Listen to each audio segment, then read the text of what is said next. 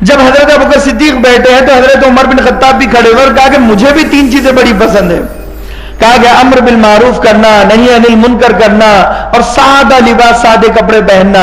امر بالمعروف کرنا، حضرت عمر بن خطاب کی عادت مبارکہ تھی کہ جنگ یمامہ میں کافی حفاظ شہید ہو گئے. فتوحات کا زمانہ تھا، بیت المال مال سے بھرا ہوا تھا، سونے اور چاندی سے بھرا ہوا تھا. ایسی فتوحات حضرت عمر بن خطاب کے زمانے میں ہوئی ہے کہ وہ اللہ کا نیک بندہ شجاعت و دلیری کا وہ مظاہرہ کیا ہے کہ جہاں حضرت عمر بن خطاب لشکر لے جاتے تھے فتح نصیب ہونا ہی ہونا تھی. حضرت عمر بن خطاب کے قدم بیت المقدس پر پڑے، بیت المقدس فتح ہو گیا. کہا کہ یہ میرا جو دوست ہے وہ بیت المقدس کو فتح کرے گا. حضرت ابوبکر صدیق کی موجودگی میں اللہ کے نبی صلی اللہ علیہ وسلم نے کہا کہ عمر ہے نا، عمر بیت المقدس کو فتح کرے گا. تو حضرت عمر بن خطاب کے زمانے میں جہاں چلے فتح نصیب ہوئی ہے. تو بیت المال مال سے بھر چکا تھا. تو اس زمانے میں اب جو فوجی تھے، مجاہدین تھے، وہ خالی بیٹھے ہوئے تھے کیونکہ جنگ تو اب آگے لڑنی نہ تھی، کیونکہ فتوحات کا زمانہ تھا. 22 لاکھ مربع میل کو فتح کر چکے تھے حضرت عمر بن خطاب. تو حضرت عمر بن خطاب کہنے لگے کہ میرا دل چاہتا ہے کہ فوجی خالی بیٹھے ہیں تو میں چاہتا ہوں کہ جنگ یمامہ میں کئی حفاظ شہید ہو گئے، میری خواہش ہے کہ ہر فوجی حافظ قرآن بن جائے. صرف خواہش ظاہر کی ہے، امیر لشکر کو خط لکھا ہے. رعب اور خوف اور دبدبہ کا وہ عالم تھا.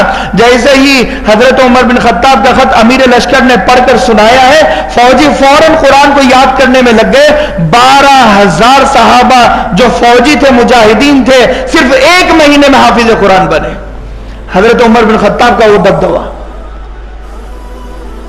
صرف خواہش کی، ابھی حکم نہیں دیا، خواہش پر بن گئے. تو اللہ نے وہ کام لیا. اور برائی سے روکنا، بیت المال میں کچھ خوشبو بغداد سے ادھر ادھر سے ہدیے میں آئی اور آپ کی زوجہ محترمہ کہنے لگی میں تقسیم کر دیتی ہوں. حضرت عمر بن خطاب کہنے لگے نہیں، آپ تقسیم نہیں کرو گی، کوئی اور تقسیم کرے. کہا کہ بھروسہ نہیں ہے مجھ پر. کہا بھروسہ ہے، مگر تقسیم کرتے ہوئے جو انگلیوں پر خوشبو تمہارے لگ جائے گی وہ زیادہ ہو جائے گی، کہیں اللہ مجھ سے اس کا سوال نہ کر بیٹھے. میں نہیں چاہتا کہ بیت المال سے اتنی سی جو انگلیوں پر لگی ہوئی خوشبو ہے، اتنی بھی زیادہ خوشبو بیت المال سے میں لے لوں. یہ ایمان کا، یہ احتیاط کا وہ درجہ تھا. حالانکہ بیت المال بھرا تو فتوحات کی وجہ سے ہے کہ ان کی بھی تو محنت تھی.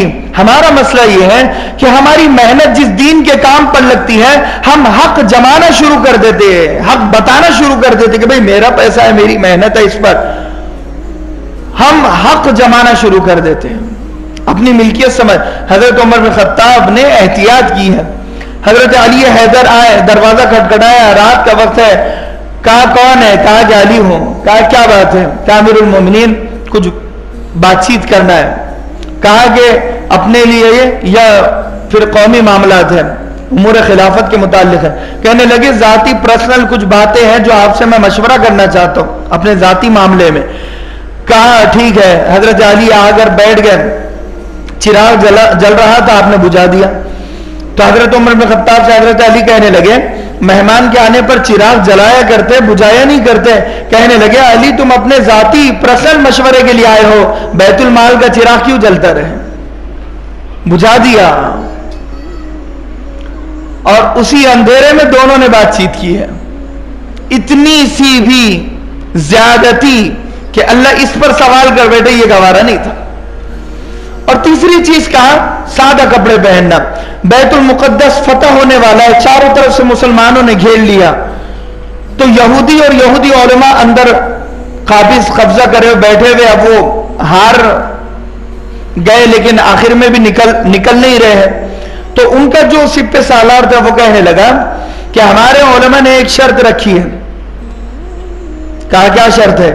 کہا کہ ہمارے پاس کتاب ہے، وہ کتاب میں مسلمانوں کے نبی کی نشانی بھی ہے، مسلمانوں کے نبی کے صحابہ کی بھی نشانی ہے، اور امیر کا حلیہ بیان کیا گیا ہے. اگر تمہارا امیر کتاب کے مطابق رہا تو ہم ایڑی چوٹی کا زور لگا دے، ہم جیت نہیں سکتے، لیکن اگر کتاب سے ہٹ کے رہا تو تم ایڑی چوٹی کا زور لگا دو، تم جیت نہیں سکتے. بیت المقدس پر قبضہ نہیں کر سکتے. تو وہ جو امیر لشکر تھے انہوں نے حضرت عمر بن خطاب کو خط لکھا اور کہا کہ امیر المومنین مسئلہ ایسا ہے کہ وہ آپ کو دیکھنا چاہتے ہیں، کیونکہ اہل کتاب تھے وہ. توریت میں اللہ کے نبی اور اللہ کے نبی کے صحابہ یعنی خلفائے راشدین کا حلیہ بھی بیان کیا گیا تھا توریت میں. ان کے علماء پڑھتے تھے، جیسے قرآن میں فیوچر کافی کچھ بیان کیا گیا، علماء جانتے ہیں. ہمیں تو مطلب ہی نہیں ہے قرآن سے، ہمارا تو معاملہ ہی کچھ اور ہے.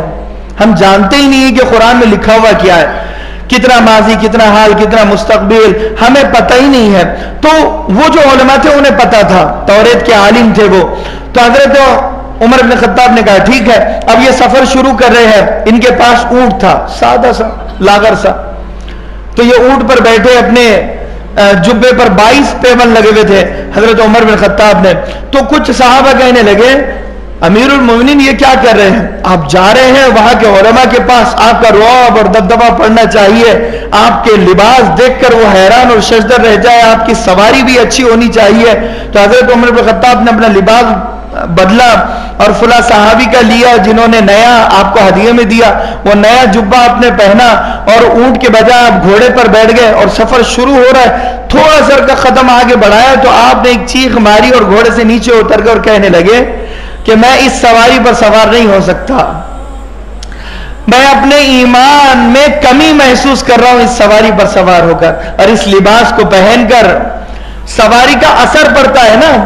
آدمی جب بلٹ میں گھومتا ہے تو ایٹیٹیوڈ میں ہوتا ہے، غرور و تکبر میں ہوتا ہے. اگر اسی آدمی کو آپ سائیکل پر بٹھا دو تو سارے نخرے اس کے ختم ہو جائیں گے، آلریڈی آٹومیٹک ختم ہو جائے گے.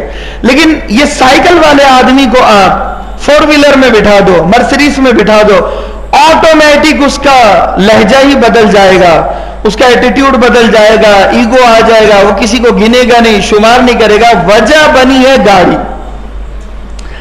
اور کپڑے کا بھی ایسے ہی مسئلہ ہے. کپڑا جتنا اچھا ہوگا بس وہ ایک اپنے فلو میں چلے گا اور اس کو ارے یہ تو اپنے سامنے ایسے ہی ہے، یہ تو اپنے سامنے ایسے ہی ہے. جو غریب ہے، شریف ہے، جو سادے سیدھے کپڑوں میں ہے وہ اسے گنے گا نہیں. وجہ لباس سے بھی تکبر آتا ہے. اگر آپ وہی غریب آدمی کو اگر آپ شیروانی پہنا دو ایٹیٹیوڈ بدل جائے گا، اس کا لہجہ بدل جائے گا، اس کا لباس بہت کچھ بدلواتا ہے. تو حضرت عمر بن خطاب نے وہی محسوس کیا تھا کہ ہمارا پرانا جبہ ہی بہتر ہے. پرانا جبہ 22 پیون والا پہنا اور وہ پرانی میری لاغر اونٹنی مجھے کافی ہے. وہ اونٹنی پر آپ بیٹھے، اپنے غلام کو لیا اور کہنے لگے ایک منزل تم اس پر بیٹھنا، ایک منزل میں اس پر بیٹھوں گا اور میں نکیل اس کی لے کر چلوں گا. کہا کہ ٹھیک ہے.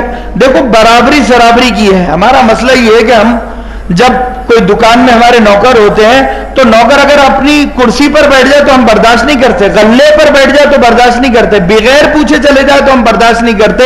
لیکن حضرت عمر بن خطاب امیر المومنین ہے، اپنے نوکر کو، اپنے غلام کو اونٹ پر بیٹھ کر غلام کو حکم دینا چاہیے تھا انہوں نے، لیکن غلام کو اونٹ پر بٹھایا اور یہ نکل لے کر چل رہے ہیں. برابری سرابری، ایکویلٹی اسے کہتے ہیں. تو جب یہ سفر شروع ہوا ہے اور جب یہ پہنچنے کے قریب ہے تو غلام کی باری تھی بیٹھنے کی اور نکیل پکڑ کر چلنے کی باری تھی حضرت عمر بن خطاب کی. غلام کہنے لگا امیر المومنین میں اپنی باری آپ کو دے دیتا ہوں، آپ اس پر بیٹھ جائیے، میں ہاتھ میں نکیل لے کر چلتا ہوں، لوگ کیا سوچیں گے، ہمارا سفر اب ختم ہونے والا ہے. کہا کہ نہیں، تیار نہیں ہوئے آپ. اور یہ اونٹ نکل پکڑ کر چل رہی ہے. اب یہ توریت کے جو عالم ہیں یہ اپنی کتاب کو دیکھ رہے ہیں، حضرت عمر بن خطاب کو دیکھ رہے ہیں، یہ کتاب کو دیکھ رہے ہیں، حضرت عمر بن خطاب کو دیکھ رہے ہیں اور کہنے لگے تم دونوں میں سے امیر کون ہے؟ تو حضرت عمر بن خطاب کہنے لگو تم پہچانو کون ہے امیر. اب یہ نکل پکڑ کر چل رہے ہیں، پھٹے ہوئے کپڑے ہیں، 22 پیون لگے ہوئے ہیں، سادہ سی صورت ہے. اور انہوں نے کہا کہ نہیں، امیر تو آپ ہی ہو سکتے ہیں نشانیوں کے مطابق. تو حضرت عمر بن خطاب کہنے لگے کہ ہاں میں ہی امیر المومنین ہوں. کہا کہ ایک پیون نظر نہیں آ رہا کہ وہ کہاں پر ہے، ہمیں پتہ چلا تھا کہ اتنے ہو گئے وہ. تو کہا کہ ٹھیک ہے. حضرت عمر بن خطاب نے اپنا ہاتھ اٹھایا تو یہاں پر ایک پیون تھا. کہا انہوں نے بغیر لڑائی لڑے، وہ کنجیاں، وہ جو چابیاں تھی بیت المقدس کی، وہ حضرت عمر بن خطاب کے حوالے کر دی. کہا کہ ان کی طاقت کے سامنے ہم ٹک نہیں سکتے. یہ ایمان کی طاقت ہے، یہ اخلاص کی طاقت ہے، یہ للہیت کی طاقت ہے کہ امیر المؤمنین کا وہی حلیہ ہے جو ایک مجاہد کا ہوتا ہے. اگر یہ اپنے آپ کو بنا سوار کر آتے تو معاملہ بگڑ جاتا. آج ہمارا سارا زور ظاہر پر ہے، فیشن پر ہے. اپنے کپڑوں کو اچھا بناؤ، فلوں میں چلو، عطر خوب لگا دو، سرما لگا دو، اور اپنے آپ کو خوبصورت بنانے میں ہم لگے ہوئے ہیں. اب جوتا نیا لے لیا، گھڑی نئی لے لی، اور موبائل نیا لے لیا، اور لوگوں کو دکھا رہے، شو آف کرنے میں ہم لگے ہوئے ہیں. یہ حضرت عمر بن خطاب کو سادہ کپڑے، سادہ سی زندگی پسند تھی. حضرت عثمان غنی کھڑے ہوئے اور کہا کہ مجھے بھی 3 چیزیں بڑی پسند ہیں. کہا کہ ایک تو بھوکوں کو کھانا کھلانا، جو بھوکے کھانا کھلانا، ایک دوسرا ہے بے لباس کو لباس پہنانا، تیسرا قرآن مجید کی تلاوت کرنا. کتنی پیاری چیزیں پسند تھی. عید کا موقع ہے، اللہ کے نبی صلی اللہ علیہ وسلم عید کی نماز عید الفطر پڑھانے کے لیے نکل رہے ہیں. حضرت عائشہ صدیقہ کہنے لگی کہ مدینۃ المنورہ کے غریب، یتیم اور بیوائے آئے گے تو میں انہیں کیا دوں؟ کچھ ہو آپ کے پاس تو آپ مجھے دے دیجئے تاکہ میں ان کے کھانے کا انتظام کر دوں. اللہ کے نبی صلی اللہ علیہ وسلم اپنے دونوں جیبوں کو ہاتھ لگایا، کہا کہ عائشہ بھی تو کچھ نہیں ہے، عید کی نماز پڑھانے کے لیے جا رہا ہوں، ہو سکتا ہے کہ اللہ کچھ انتظام کر دے. عید کی نماز آپ نے پڑھائی. عید کی نماز کے دن بھی اللہ کے نبی صلی اللہ علیہ وسلم کا جیب خالی ہے، گھر میں مال و دولت کچھ بھی نہیں ہے، چراغ میں تیل نہیں ہے. عید کا دن ہے اور اللہ کے نبی صلی اللہ علیہ وسلم جب عید کی نماز پڑھانے کے لیے آئے تو دیکھا کہ ایک لمبا دسترخوان لگا ہوا ہے اور مدینۃ المنورہ کے یتیم، غریب، بیوائے اس پر کھانا کھا رہے ہیں. حضرت عائشہ صدیقہ کا مسکراتا ہوا چہرہ. پوچھا کہ حمیرہ کیا بات ہے؟ کہنے لگے کہ آپ کے غلام نے آپ کی ہر زوجہ کو ایک اونٹ سامان سے بھرا ہوا ہدیے میں دیا ہے. کہا کہ کون ہے؟ کہا کہ عثمان غنی. اپنی ہر ماں کو تحفے میں انہوں نے ایک اونٹ عیدی کے طور پر، ہدیے کے طور پر سامان سے بھرا ہوا دیا ہے. اللہ کے نبی صلی اللہ علیہ وسلم کی آنکھوں میں آنسو جاری ہوئے. آپ نے ہاتھ اٹھایا اور نظر آسمان پر کی اور کہنے لگے یا رحمان سہل الحساب علی عثمان، اے رحمان، اے اللہ عثمان کا حساب آسان کر. عثمان نے آج نبی کے گھر کو یتیم اور غریبوں سے بھر دیا ہے، تو اس کا حامی و ناصر بن جا. روایتوں میں ہے کہ اس امت کے مالداروں کا جھنڈا حضرت عثمان غنی کے ہاتھ میں ہوگا. مالداروں میں سب سے پہلے حضرت عثمان غنی جنت میں جائے گے. یہ ایسا مالدار ترین ہے کہ اس کے مال کے ایک ایک حساب پر جنت ٹکی ہوئی ہے. اللہ کے نبی صلی اللہ علیہ وسلم نے فرمایا کہ جب عثمان غنی کا حساب ہوگا اللہ تبارک و تعالیٰ کہے گا کہ عثمان کا حساب لینے سے مجھے حیا آتی ہے، مجھے شرم آتی ہے. ہر موقع پر اللہ کے نبی صلی اللہ علیہ وسلم کا ساتھ دیا ہے، چاہے وہ تبوک کا موقع ہو، چاہے وہ خندق کا موقع ہو. ہر موقع پر اپنے مال کو نچھاور کر دیا اور بچھا دیا. وہ عثمان غنی ذوالنورین.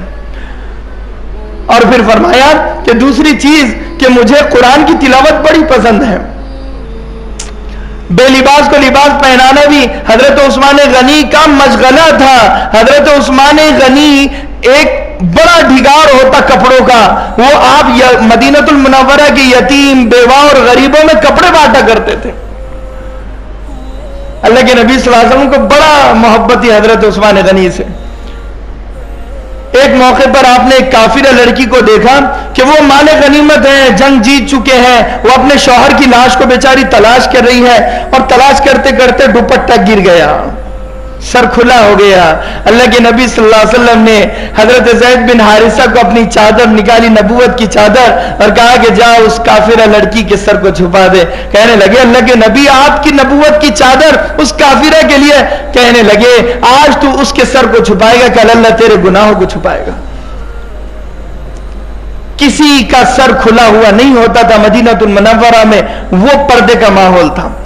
جامع القرآن، ناشر القرآن حضرت عثمان غنی کو کہا جاتا ہے قرآن کو سب سے زیادہ جمع حضرت عثمان غنی نے کیا ہے. پتوں پر لکھا ہوا، ہڈیوں پر لکھا ہوا اور الگ الگ جگہوں پر لکھا ہوا. پوری زندگی قرآن پر محنت کی ہے. قرآن کی تلاوت کر رہے ہیں. دشمنوں کا قافلہ آیا، پیچھے سے ایک حملہ تیز دھاری تلوار سے کیا گیا، حضرت عثمان غنی کی گردن کٹی ہے. قرآن کی آیت تلاوت کرے فَسَيَكْفِيكَهُمُ اللَّهُ وَهُوَ السَّمِيعُ الْعَلِيمُ. آپ کے خون کے قطرے قرآن کی آیت پر گرے ہیں. کسی شہید کی گواہی میدان جہاد کے ذرے دے گے، مٹی دے گی، یا اللہ کے نبی دے گے، لیکن اللہ کے نبی صلی اللہ علیہ وسلم نے فرمایا عثمان کی شہادت کی گواہی قرآن کی آیتیں دے گی. قرآن کی تلاوت کرتے کرتے دنیا سے گئے.